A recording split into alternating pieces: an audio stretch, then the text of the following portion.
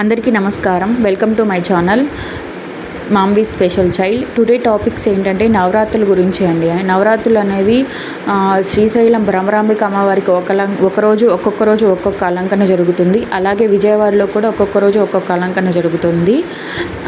అలంకరణలు ప్లస్ అంతేకాకుండా ఏ రోజు ఏమవని అలంకరణ చేస్తారు, వాటి ప్రసాదాలు అన్నీ నేను వివరంగా ఈ వీడియోలో మీకు పోస్ట్ ద్వారా చెప్పాను. ఈ అమావాస్య అయిపోయిన వెంటనే అంటే శుద్ధ్యపాడ్యమి ఆశ్వయుజ శుద్ధ్యపాడ్యమి నుండి నవరాత్రులు స్టార్ట్ అవుతాయండి.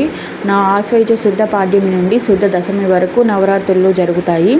అక్టోబర్ 3 నుంచి అక్టోబర్ 12 వరకు నవరాత్రులు అనేవి జరుగుతాయండి. శ్రీశైలంలో అమ్మవారికి ఒక విధమైన అలంకరణ ఉంటుంది, విజయవాడలో అమ్మవారికి ఇంకొక అలంకరణ ఉంటుంది. ఈ విధంగా మీకు పోస్టులు అనేది ఏ రోజు ఏ నైవేద్యం పెట్టుకోవాలి, అమ్మవారు ఏ రోజు ఏ అలంకరణ చేసుకోవాలని ఉంటుందండి. మన శక్తి కొలది మనం చేసుకోవచ్చు. అమ్మవారిని అది ఇదే చేయాలి ఇదే అని అదేం లేదు. నాకు తెలిసిన పరిజ్ఞానంతో పెట్టాను. Thank you friends. Thank you so much.